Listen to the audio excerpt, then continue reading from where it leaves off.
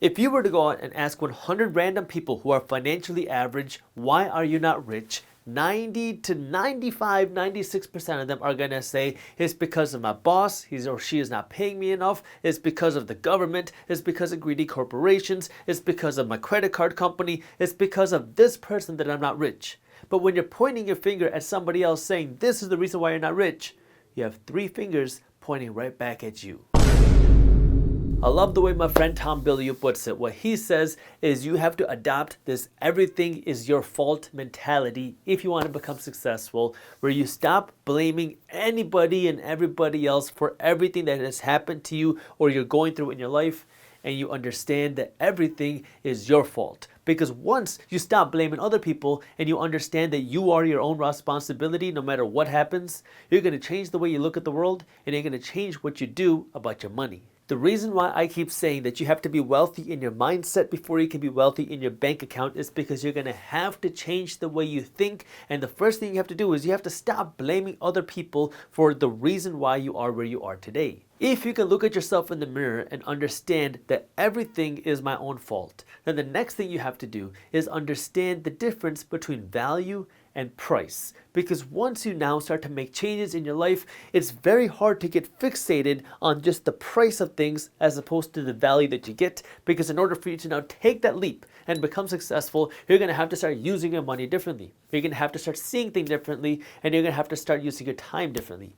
And this is where now the value that you get is going to be very different from the price that you put in. If I told you to go and take a 10-hour walk down the street, and at the end of this 10-hour walk, there's going to be $1 million of cash waiting for you, you're going to go and take that walk because you know that the return, the value that you get is way more than the time you have to put in.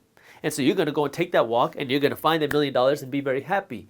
But most times we can't see the real value versus the investment, our time and our price, and because of that, we never take the investment, so we never get the value. If you put 10 hours of devoted time into learning one thing, you're going to be very good at that one thing.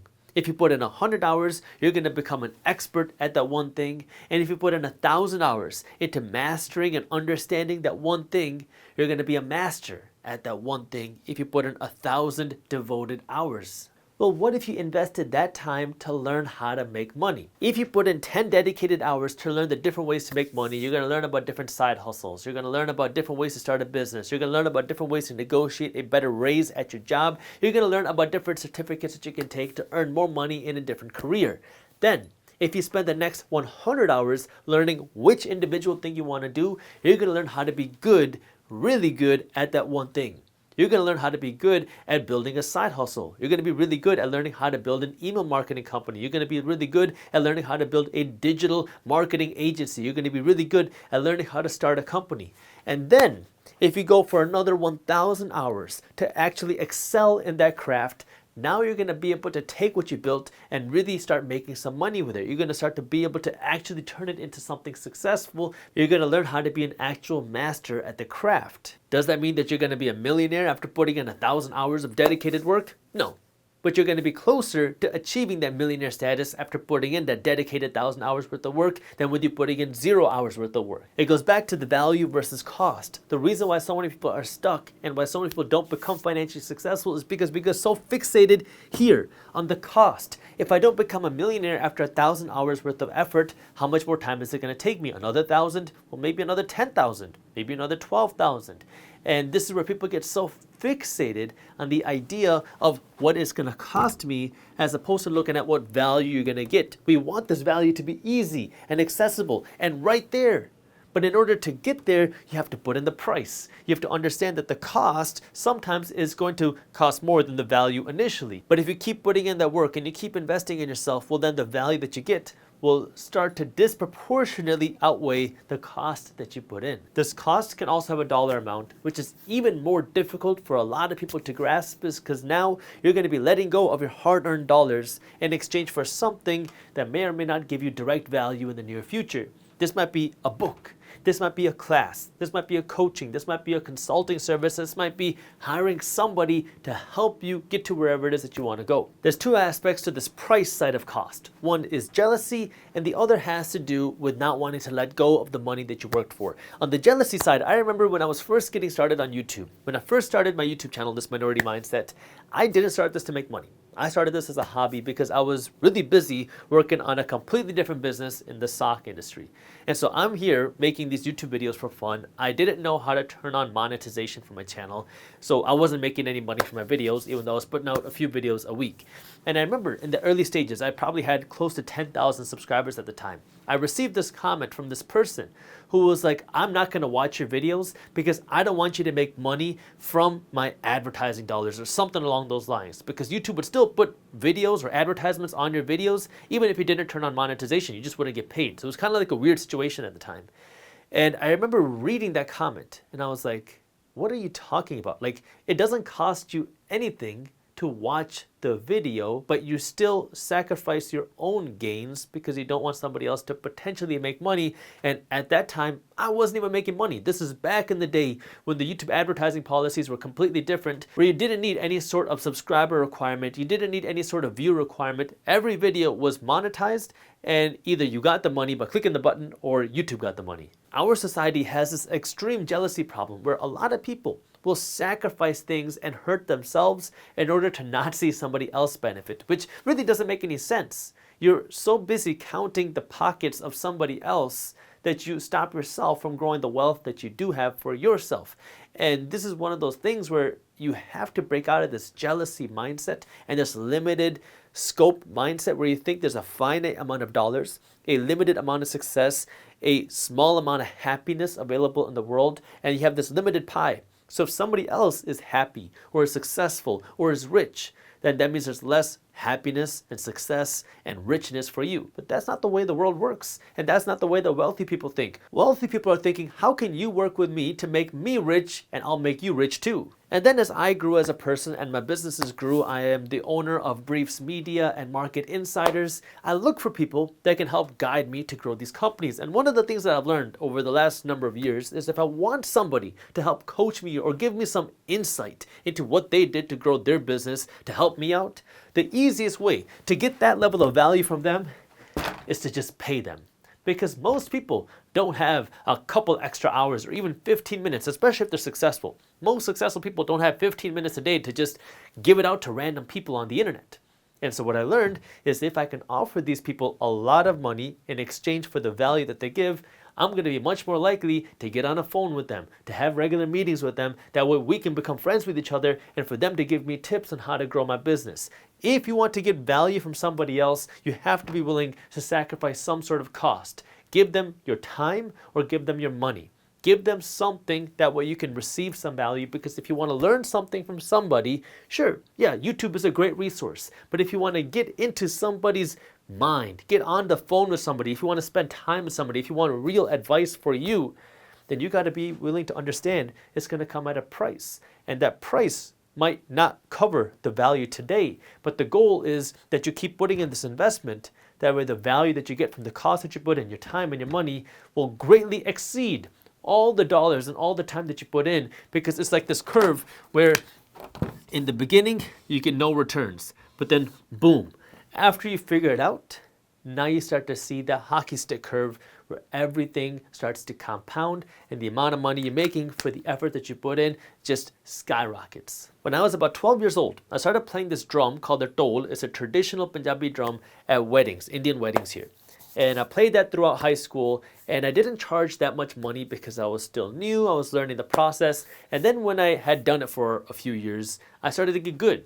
And I started to really understand the system. I started to really learn how to play at weddings, and I knew how to make sure that the wedding party had a good time. So by the time I went to college, I went from charging like $50 for an evening to like $250 for 1 hour of me playing. And I remember I used to get some clients who would say $250, no, that's too much money. We have somebody offering to do it for $75. Can you match that price? And I would say, look, you can go through that person who's charging you $75, but you're not going to get the same experience and the same level of service that you get with me. And sometimes people would get it and they'd be happy to pay me the $250.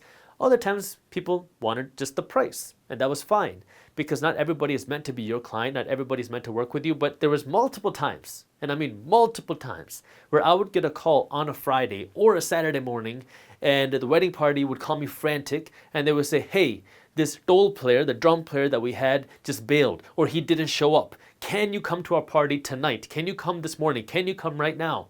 And there was a couple times that I did make an exception, but most of the times I was booked. And I said, sorry, I can't come because I'm already booked now.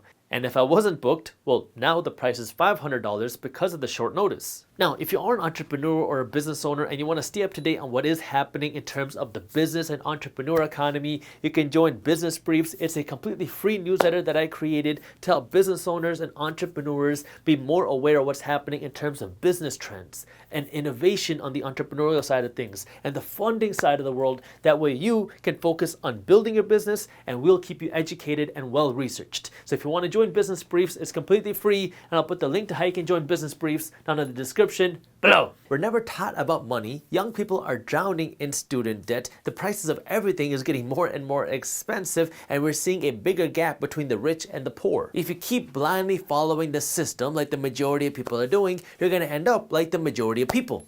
And you don't want to do that. So what I want to do today is go over the 5 biggest ways that the system is keeping so many people poor right now, that we can stop doing these things and stop living like the majority of people. So let's start with number 1. First, there's no financial education when we're growing up and going to school. Now, this one is particularly close to my heart because I always wanted to be successful. My parents are immigrants that came to this country with not that much, and I always saw how hard my parents worked. So growing up, I wanted to become successful so I can give back to my parents and give them things that they never had. So I assumed that the way that you become successful is by studying hard in school, by getting good grades, that we can get a good job. In my house, that meant that I needed to go out and become a doctor. You know, your typical Indian stereotype. Along the way, I realized that I didn't want to be a doctor. I wanted to be an entrepreneur and I wanted to be an investor, but my parents didn't really like that, so they compromised. They said, if you're not going to be a doctor, you have to at least be an attorney. So I went through college, I went through law school, and I went through all the schooling to learn how to become successful, but never once did I learn about money. I never learned about how to manage my money. I never learned about how to invest my money,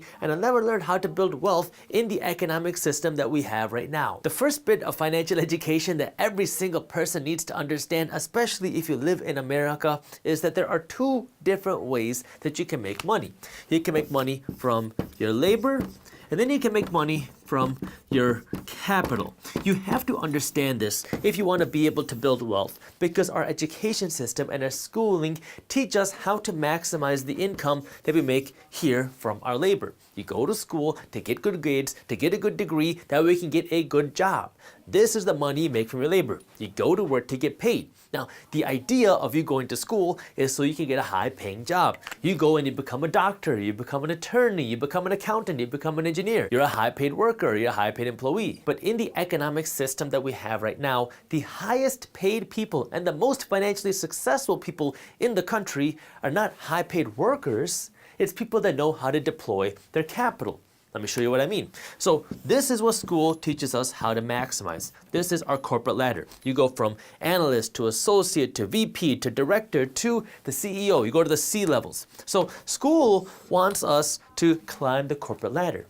But what people who understand the economic system understand is they don't want to just climb the corporate ladder. They want to own the corporate ladder. Remember, we live in a capitalist society. This says it in the name. Now, you can hate it or love it. The reality is we live in a capitalist society. In the name, it tells you that if you want to become successful, you have to deploy your capital. It's in the name. So the people who become insanely successful understand this, and they're working to grow this.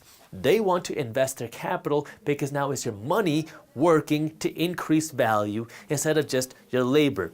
There's a limit to how much you can work. There's a limit to how much value you can provide directly from your labor alone, but there's no limit to what you can do with your capital. Now, I talked about this in a recent video, but this is where a lot of people get upset because they say, I'm disadvantaged. I don't have rich parents. I wasn't born into a lot of money, so how am I supposed to take advantage of the system? Well, what you need to understand is you need to use your labor to generate capital. That way you can use and deploy this capital. That way you can become wealthy in this this economic system. Most people, the majority of people, are working for a bigger salary. That's what they assume is going to make them wealthy. But that's a lie. Our economic system has it in its name, capitalist. The way you become wealthy is by using your capital. That way you can earn a piece of profits. See, let me explain this because it took me a long time to understand how this truly worked. I had to read a lot of books, I had to talk to a lot of people, and I had to experience it myself because this is something I never grew up learning. When you work a job, you're getting paid for the labor that you put in. Now, you could be a high-paid person, you could be a low-paid person, it doesn't matter. At the end of the day, it's the same thing. You're working for the owner of the company. You can get paid a lot of money as an employee. Doctors make a lot of money, you have executives that make a lot of money, but at the end of the day, you're still working for the owner of the company. Now, there's a difference between the salary, the income you make, and the profit that a company generates. The profit is separate from your income. Now, what these people here, the investors, the people who deploy the capital are working for is not an income, it's not a salary, it's profit. They're working for a piece of the profit. So I'll give you an example. Let's assume that I go out and I start a company, and my company makes $1 million in revenue.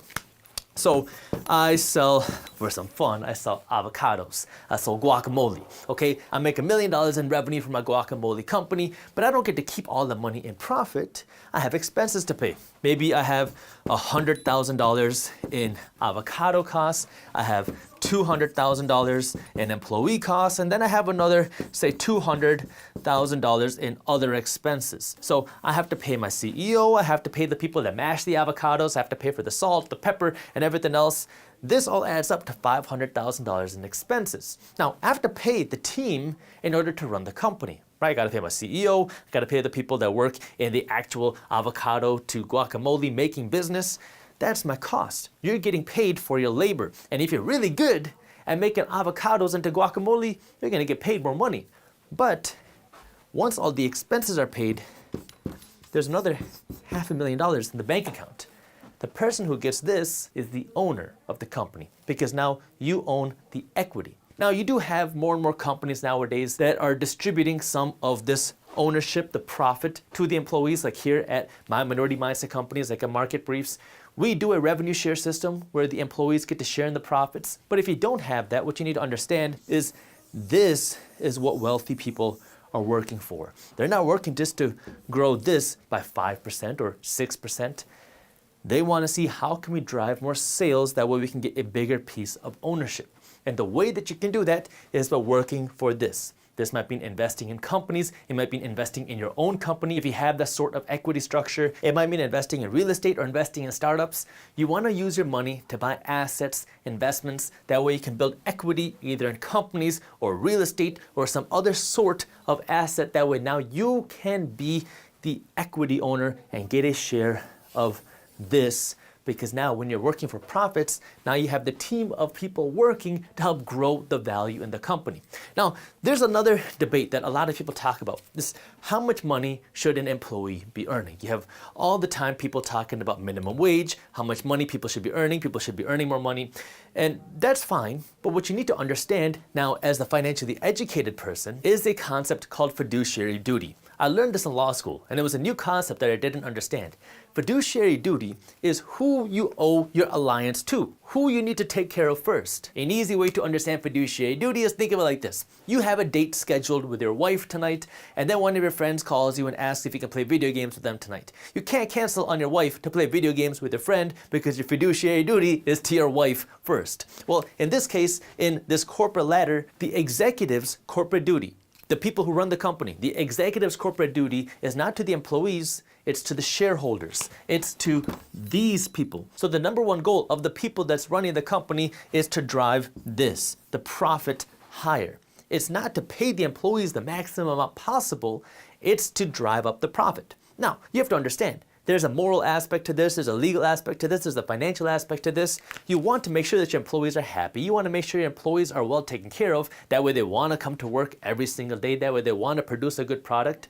But if you are just working here, you're going to be constantly asking and wondering why you're not getting paid more money. But what you have to understand is the way the system works is designed to benefit this person. It's designed to benefit the person who's working for this not just the person that's working for this. So you can do two things. Either you can go and work for a company that's going to treat you better, or you can work for earning more of this. That way you can deploy your capital. That way you can own equity in companies and real estate. That way you can build your wealth by understanding how the system works. This is why financial education is so important, and this is one thing that I wish schools would have taught me, and I wish schools would be teaching this to people nowadays so we can understand how to win in this system, because rich people and wealthy people understand this, but most of us are never taught this. The second thing that's keeping so many people poor is this overconsumption. That way we can look rich so people think that we're successful. Growing up, my parents worked their butt off. They were working around the clock, 7 days a week. And I remember when we used to go to family get-togethers, my parents would always tell me and my little brother that we need to wear a polo shirt. We had a few shirts that were nicer from the polo company that had that little horse on it. And they would always say, make sure that you can see the horse. Get a shirt that has the horse on it. That way people think that you're successful, and they know that you're successful because you have a polo shirt on. Now, I didn't really understand much about what was going on at the time, but I listened to what my mom said and I wore these polo shirts. Now, we were not broke by any means. Like, I never worried about where my next meal was going to come from. I was never worried about how we were going to pay for the bills, but my parents were still working their butt off. Like, they were working around the clock. My dad would barely even get holidays off, but the whole idea was at least you look like you're successful. Now, fast forward to today, I've achieved a much different level of success, and I don't remember the last time I bought something with that horse on it, the polo. I mean, I like some polo clothes. If I like something, I'll buy it, but I have no need or urgency to go out and buy this or to show it off. And I talked to my dad about this, and he does most of his shopping at Costco now, and he laughs about it because there's this whole idea of trying to look more successful than you actually are. And the number one reason why so many people are broke today is because you're spending all of your money trying to look rich. The first time I had more than $1,000 in my bank account, I was in high school from all these side gigs that I was running. And as soon as I had $1,000 in my bank account, I immediately went out and I bought the shiniest, most sparkliest watch that I could find. It was a $1,000 watch. I took all the money that I had and I went out and I bought this watch. It was covered in crystals. I still have that watch. I really need to bring it onto YouTube so you can see it. But I bought this stupid watch that way I would look rich, but in actuality, that watch was keeping me broke. This single mindset of trying to look rich before you're actually rich is what keeps so many people broke, because what happens is you make money and then you have to make sure that everybody else around you is rich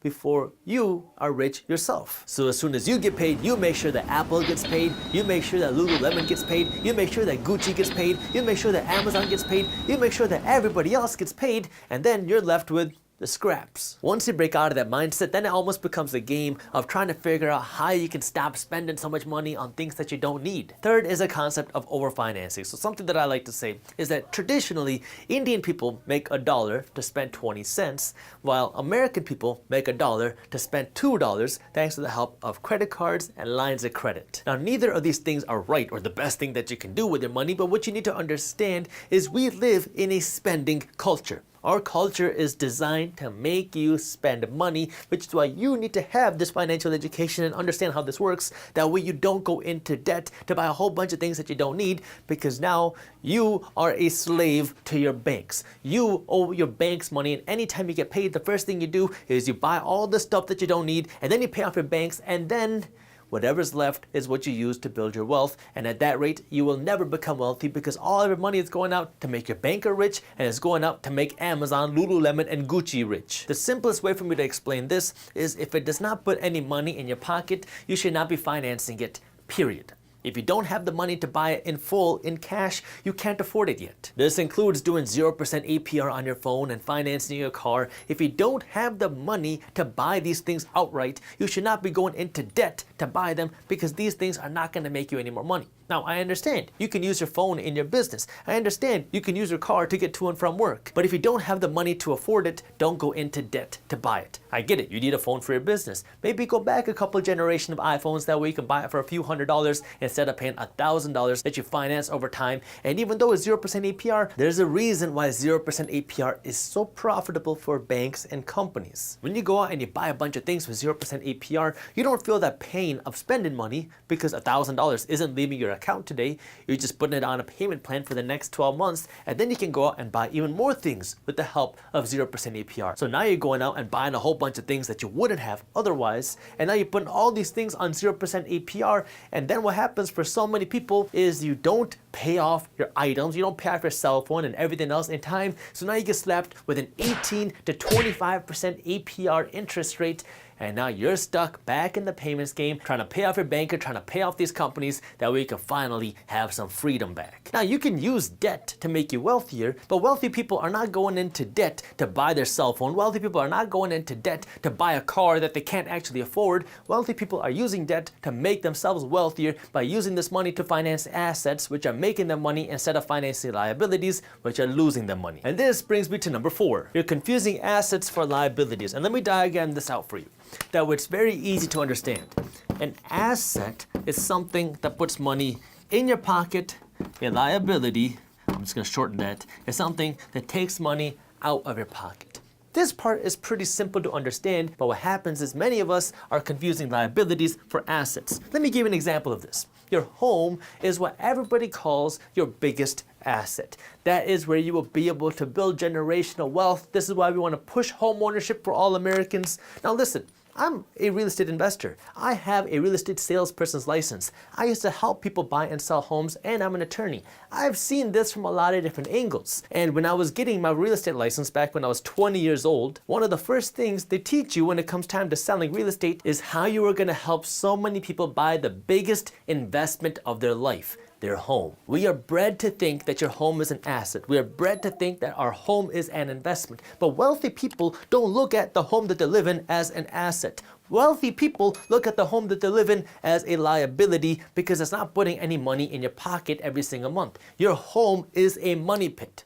Now sure, maybe when you go and sell your home, you'll be able to sell it for a profit, but it's not guaranteed. We don't know when you're going to sell your home, and you only get that money when it comes time for you to sell your home. Up until then, your home is a money pit. Every single year, you got to pay your property taxes. Every single year, you got to pay for your maintenance. Every time you want to upgrade the kitchen or the bathroom or your kids' room, it's going to cost you money. You have to pay to fix the roof when the wind damages it, and you have to pay to fix that window when somebody throws a ball through it. But if I can sell you on this idea that your home is a big asset and it's going to be the biggest investment that you ever purchase, now what are you going to do? You're going to stretch yourself a little bit thinner, that way you can go out and buy a bigger home, because now it's an asset. You're going to be able to give your kids this home one day. So now you go out and buy something a little bit bigger. Your debt payments are a little bit bigger, which means you have less money every single month to invest into assets, but at least you have a home. And now every single month, you're working to build equity in your home, you're working to pay off your property taxes, you're working to pay off your utilities, you're working to pay off the insurance, and then when it comes time for you to sell your home, hopefully you will have some equity in the deal. If it all works out, you will be able to sell your home for a profit, and now you'll be able to put some money in your pocket, but you're still going to need another place to live. But what you have to understand is, why did you buy that home in the first place? Did you buy that home to make money, or did you buy it to make memories? If you're buying a home to live in, you're buying it to make memories. You're not buying it to make money on. While wealthy people understand that the home that you live in is a place where you make memories. Sure, if you make some money on it, great. But that's not the reason why they're buying the home. They're buying the home to make memories. If I want to make money in real estate, I'm not going to go out and buy a big home to live in. I'm going to go out and buy a rental property, because my rental property I'm buying for the sole purpose of making money. If you really want to make money from a home, buy a home that you're going to rent out for somebody else instead of buying a big home for you to live in yourself. So what you have to understand is, your home is a liability more than it is an asset. It is a liability until you sell it, and if you sell it, hopefully you'll be able to sell it for a profit. But what happens to so many people is, we fall in love with the idea of owning a home, and then we want a really nice home, we want a bigger home, so now we stretch ourselves thinner and thinner and thinner, and now we're living paycheck to paycheck. That way we can just own a home, but hey, at least you're building some equity in your home, right? Well, if you weren't doing that, you lived smaller and you didn't think of your home as an asset, you didn't think of your home as the biggest investment that you'd ever make, well, now you'd have more money every single month to invest your money into assets, to invest your money to actually build equity into real estate investment properties, to build equity into companies, that way now you can build real wealth instead of just working your butt off to buy a big home, which is only really making your real estate broker, your mortgage broker, and your banker richer,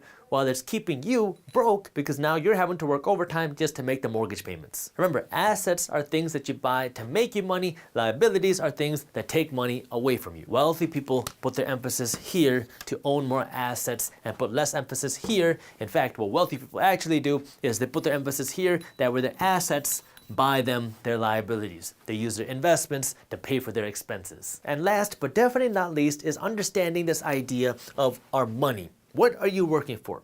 Most of the time, we assume that our paper dollars is money. But the reality is our paper dollars don't store value very well. Think of it this way. You work hard at your job all year and you make $50,000. Now let's assume that you take this $50,000 that you earn and you print it in cash. Now you have this $50,000 in cash, and let's assume you could put it in a duffel bag, and now you have a time machine. So you go in this time machine, you take this $50,000 worth of cash, and now we go forward 30 years. What do you think is going to happen if we go forward 30 years with this $50,000? Do you think that $50,000 will be able to buy you the same things that you can today? No, probably not. Chances are in 30 years that $50,000 that you earn today is going to be able to buy you way less in the future than it can today because of something called inflation. That's why the value of our dollars keep dropping and the prices of everything keep going up. But let's go backwards now. Let's assume that you have this $50,000 in cash and we can go backwards in time. We'll go back 30 years. Now, do you think this $50,000 is going to be able to buy you the same things that it can today? No. If we go back 30 years, you're going to be able to buy way more stuff with that $50,000 than you can today, because $50,000 30 years ago had way more buying power than $50,000 does today. So now, if you're working for this money, this paper dollars, and you just keep stacking and saving this money because that's what we're told to do, at least that's what I was told, was I was supposed to work hard and then save as much money as possible. Well, this money that you're saving isn't growing because your bank isn't paying you any interest. It's actually losing value every single day. Your savings are losing value, effectively making you poorer each and every day just by saving your money, because inflation is way higher than what interest your bank is paying you. Money, at its core definition, is supposed to be some sort of store of value. So you earn $50,000 because of this labor that you put in, and the money that you have is supposed to store this $50,000. But our paper dollars don't do that. Our paper dollars are really just a means of exchange. It's a type of currency. It's a way for us to exchange our money. It's a way for us to buy things and do transactions with, but it's not a good way for you to store your money. That's why I call it fake money. What real money is a way for you to store the value of the earnings that you got. Traditionally, this would be something like physical gold, because gold is a store of value. It takes time, effort, and labor to mine an ounce of gold, and if you own some physical gold, you own a real representation or a real store of value. That's what gold is. We used to be on the gold standard here in the United States, meaning every dollar used to be a gold certificate. But we're no longer on the gold standard. In 1971, President Richard Nixon severed the dollar and the gold standard, which means you could no longer exchange $1 bill for a specific ounce of gold. Now, the dollar is separate from gold, which means that the government can print as much money as they want. The government can print as many dollars as they want, which effectively dilutes the value of each dollar, which makes the value of your money, your paper dollars that you're working so hard to earn, that you're working so hard to save, diluted each and every day. We just talked about the difference between a liability and an asset, but this is one of the reasons why it's so important for you to convert your dollars into assets, not just so you can become wealthy, not just so you can create cash flow, not just so you can take advantage of the system that we're in, but so you can actually preserve the value of your money. Because if you don't, your money is going to lose value each and every day in the bank, and this is what's happening to so many people. Inflation is known as a hidden tax. It's a tax on people that don't understand what inflation is. It's a tax on the financially uneducated, because as inflation continues to be very high, the value of your savings will continue to lose value each and every day, effectively making you poorer. So the people who pay this tax are the people that don't understand what inflation is. That's why it's a hidden tax. It's a silent tax. It's a tax on people who are financially uneducated. So if I haven't convinced you about the importance of investing your money because of the capitalist system that we're in, or if I haven't convinced you to invest your money that way you can own assets instead of liabilities, or if I haven't convinced you to invest your money that way you don't keep making every other company around you rich, hopefully this will be the reason why. Because if you don't invest that money, if you just own liabilities, if you just stack cash, well, that cash is gonna make you poorer each and every day, because the value of your dollars are dropping while the price of everything around you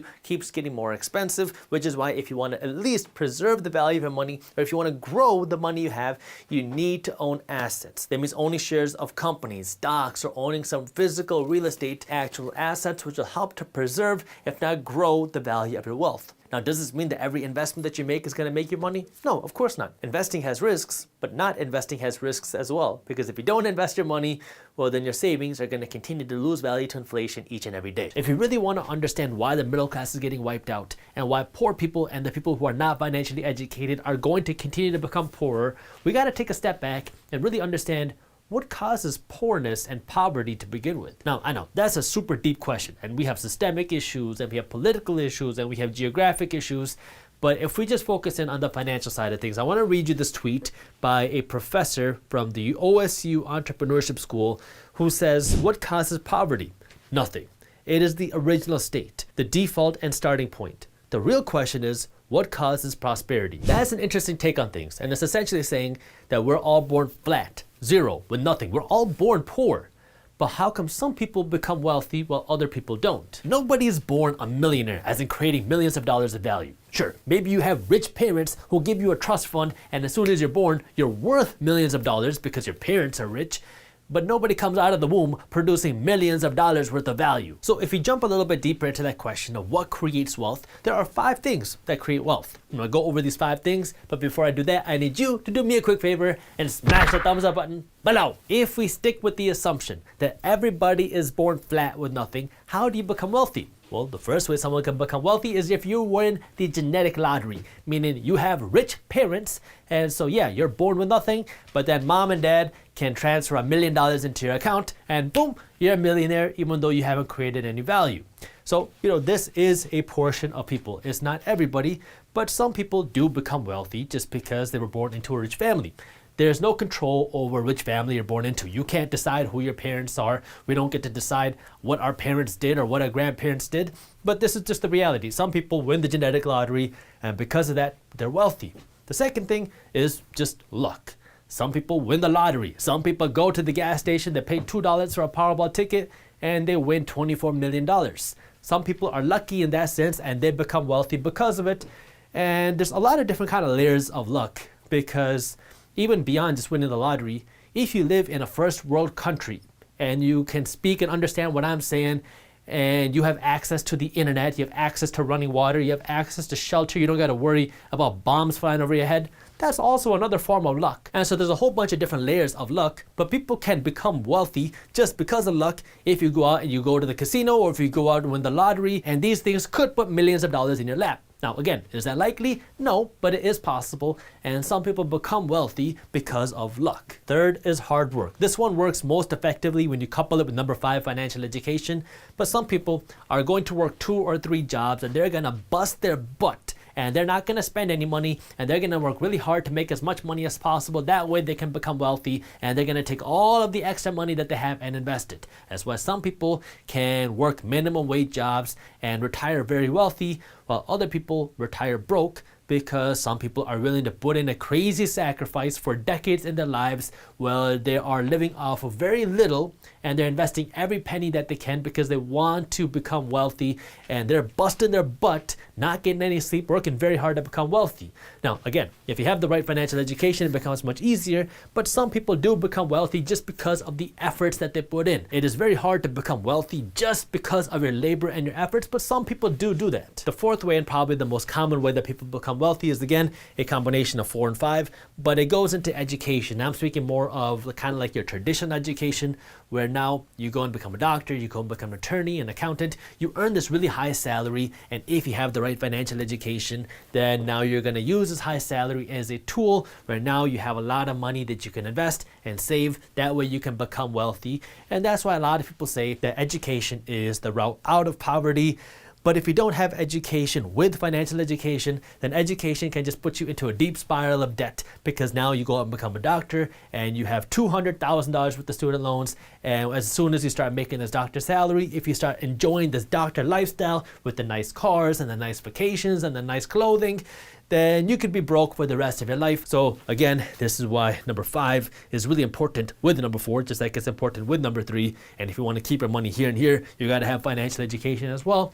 But you can become wealthy if you have good education, because that can help you make a better salary. And if you have a better salary and you know how to do with your money, then you can become wealthy. You don't need a doctor's salary to become wealthy. If you're working hard at your job and you have financial education, you can become wealthy. You just got to understand number 5, which is the 5th way that you can become wealthy, which is really a part of 3 and 4, but it's using your money as a tool instead of just spending all of the money you get. Because the whole idea of financial education is understanding how to use your money instead of just making money and then wondering where all your money went. Because at the end of the day, it doesn't matter how much money you make. doesn't matter if you're born a millionaire. It doesn't matter if you win $1 million. It doesn't matter if you make a lot of money because you work a lot of jobs. And it doesn't matter if you're a doctor. If you don't have the right financial education, it doesn't matter. You're not going to be able to keep your wealth because you don't know what to do with the money you make. So at the core, it doesn't really matter how much money you make.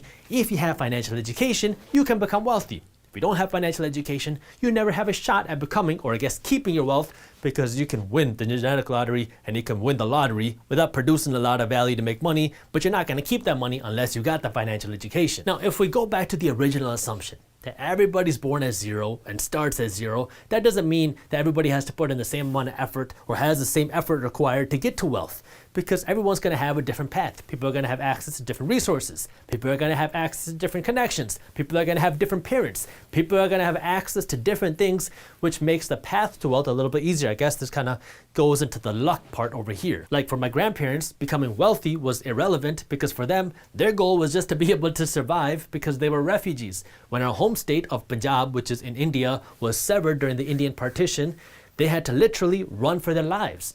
And so my grandfather had a sword, and that's what he used to protect himself during this migration. And he saw his own family members get killed right in front of him.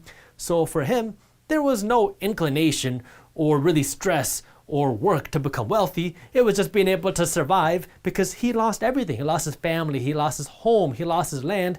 And so he had to start all over again. And so for them, it wasn't this path to wealth, it was this path to survival. When my parents immigrated to America, they didn't know the language, they didn't know the culture, they didn't know the people, and my dad said he had less than $100 when he came to America, but he had to make it work. And so now you're working off of hard work and education just so you can survive. So assuming that everyone starts at zero, these are the things that can build your wealth. You can be born with rich parents, you can be born lucky, maybe you're born in a first world country, you can speak English, you have access to technology, that's lucky. Even if you don't win the lottery, it's lucky if you live in a first world country and you have access to running water and you don't got to worry about bombs flying over your head, that's lucky. Now your path to wealth is a little bit easier than somebody who's living in a third world country that can't speak English, that doesn't have access to the internet, that's worried about a bomb flying over their head. So you got a little bit of element of luck there too. Your hard work, your education, your financial education. These are the things that can help you become wealthy, and the things that kind of destroy wealth are now especially lack of financial education. This is one of the most prominent things that you see happen in first world countries, because now you have so much money and you have so much access to credit and everybody has all these nice things. So what do? Well, you use tomorrow's income to finance today's lifestyle with debt. And now you're living paycheck to paycheck because you're financing everything. You have a brand new car that you financed. You have new AirPods. You have Lululemon leggings. You have $20,000 worth of credit card debt. You have $60,000 worth of student loans just because you think this is normal, because everybody else keeps spending money and has all these nice things. So you think you should do it too, and you don't understand the real cost of this, and you don't understand how you can use your money the right way. Now, of course, even in first world countries, there are other things that can destroy your opportunity to become wealthy, like having a poor mindset. If you don't have a good mindset, you have just destroyed all chance that you had to become wealthy unless you win here or here. But if you don't have a good mindset, I mean, that is the foundation to becoming wealthy. That's why we are the minority mindset, because it's about the mindset of thinking differently than the majority of people, which is why if you haven't subscribed to our YouTube channel yet, you should do that. But the reason why this is so important to understand now than ever before is because we're in a society where the rich and the financially educated are becoming richer, while the middle class is getting wiped out and the poor is becoming poorer thanks to two things. The first is cheap debt. And when I say cheap debt, I mean first that it is very cheap for you to go out and borrow money. So if you want to go out and buy a home, or if you want to go out and put more money on your credit card, it is very cheap to do that. And the second part of cheap debt is that it is very easy for you to go out and qualify for more debt. This cheap and easy access to debt makes a lack of financial education so much more painful now, because we're seeing a whole new generation of people that are just racking up debt, using this debt, this cheap debt, to buy things that are not paying them, because it is now so easy to go into debt. Back in the day, the worst kind of debt was credit card debt, because with credit card debt, you would have to go to the store and you could swipe your card and you didn't realize how much money you were spending. So if you were bad with your money and you didn't know how to spend your money, having a credit card was kind of like adding fuel to the fire, because now anytime you shopped, now you were more likely to spend more money than you had. Now we're seeing this problem become a whole lot worse, because you can just shop online. And so instead of having to drive to the store to spend money off your credit card, you have one click, push to buy, and so you can rack up this credit card debt without even realizing it. And it is so much more easy to go into credit card debt. But even worse than that, we have a whole new kind of online programs to help people buy now and pay later, or as I like to call it, broke now, broke later, because you have all these programs like Affirm and Afterpay, which allow you to shop online at your favorite e-commerce stores. And when you go to the checkout page, they say, hey, instead of paying this $100 right now, do you want to pay it off in installments? And so we have this kind of whole new generation of people that are entering this whole new world of buy now, pay later, because we have never really experienced the real cost and effects of this yet. Like with credit cards, we know that credit cards is expensive. We know that credit cards can be dangerous if we don't know how to use them, but if you know how to use credit cards, they can be a great tool. Now with these buy now and pay later programs, it is very easy for people to get access to money that's not theirs, to buy things that they don't need, and to buy things that are not paying them. And beyond just that, because interest rates are so low, you have so many people borrowing money or pulling money out of their homes because they're thinking, wow, interest rates are so cheap, so might as well pull some new equity out of my home because home prices have been shooting up. And so people are just pulling cash out of their homes, that way they have more money to spend. Now, refinancing on your mortgage is a great idea, especially when interest rates fall, because now you can save a whole lot of money in your mortgage just by getting a new cheaper mortgage. But when you're pulling out equity in your home, this is kind of like imaginary money, because the real value of your home is not what an appraiser thinks your home is worth. It's what someone's actually willing to pay for your home. And so now you have a whole kind of industry of people that are pulling out cash out of their homes because interest rates are so low, and they're using this cash to go out and shop. Mortgage debt might not be as expensive as credit card debt, but now we have all these people that are going into debt because debt is so cheap, and they're using this money to shop, and at the same time it is easy to access this debt. So we have so many people borrowing money to buy things that are not paying them. Wealthy people and the financially educated don't do that. They're not going into debt to finance their vacation to Cancun. They're using debt, if at all, they're using debt to buy assets which make them money, because now you're using the bank's money, which is cheap, and you're using this bank's money to make you more money. The majority of people, when they're going into debt, they're using this money to buy things that make them look rich. Vacations, clothes, cars. These things make you look rich, but they keep you broke. Wealthy people and rich people, if they use debt, they're using it as a tool to buy assets which are cash flowing, which are making them money, while the majority of people are not. And so you have this whole kind of group of people, this majority of people that are going deeper and deeper into debt to buy things that are making them broker, while the financially educated are using this cheap debt to make them richer. And so this is the first thing why you're seeing this bigger divide between the rich and the poor, because there is such easy access to debt. And so rich people are using this easy access to debt to become richer, and the poor and the financially educated are using this easy access to debt to buy things that are making them poorer. The second reason why you're seeing a bigger divide between the rich and the poor is because of inflation. After the 2008 crash happened, you saw so much money printing happen in 2008 and 2009, and when this money printing happened, that devalues our dollar. And then when the 2020 pandemic and recession hit, you saw even more money printed in 2020 and 2021, which caused even more devaluation of the dollar. Every time you print more money, the value of the dollars that you're working hard to earn and the value of the dollars that you're working hard to save goes down, because our dollars kind of run like supply and demand. When you have more dollars in the world, the value of each dollar that you have doesn't have as much buying power. And so as more and more money is printed, the value of each dollar that you hold goes down. So the whole idea behind inflation is that as more money is printed, the value of your dollars go down, which makes the price of everything else, your rent, your groceries, your vacations, your hospital bills, go up.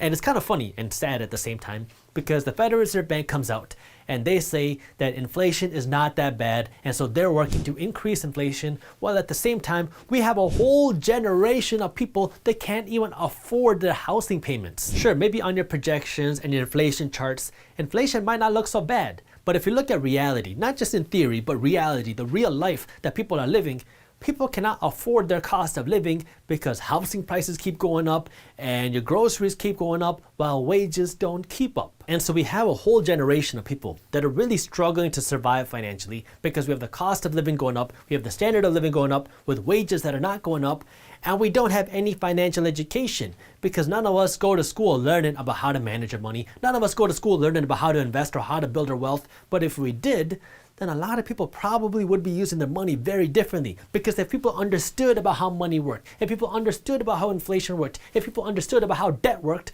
then chances are you wouldn't see so many people racking up credit card debt to have the newest shoes, to have the newest clothes. and you'd have more people putting money aside to invest. Because when you invest your money in assets, like a rich people and financially educated people are doing, now your money is growing with or faster than inflation. That way you can become wealthier as inflation happens, because the Federal Reserve Bank has made it very clear that they are actively working to increase inflation.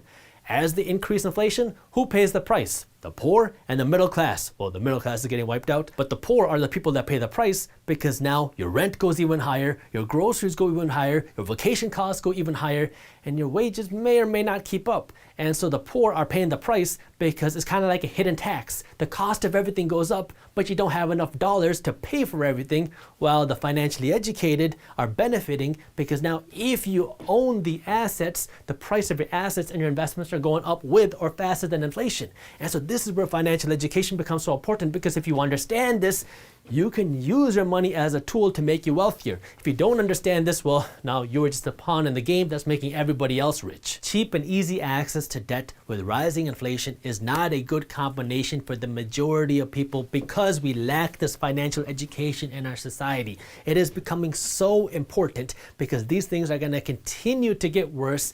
And every time you see the government come in and print more money, you see more inflation happen. And every time you see this easy access to debt, you're going to see more people go deeper into debt. And so we're creating this really bad kind of vicious financial cycle, where the only people that are going to be able to break out of this cycle are the people that really understand money. Because if you don't understand how money works, you're going to continue spinning your wheels, and you're going to continue wondering, why is it that you can't get off of this hamster wheel? You just keep spinning your wheels faster and faster and faster, and you're not getting anywhere financially. The only way out of this mess is really financial education, because now you can understand how to use your money the right way, you can understand how to invest your money, and you can understand how to grow your money. So instead of saying, I can't afford it, ask, how can I afford it? Instead of saying it's way too much money, ask, why is it so much money? Or how can I be able to afford to pay this? Instead of saying it must be nice to be able to afford that, say I can't wait until I can afford that. Because now what you're doing is you're creating this open-ended way of thinking,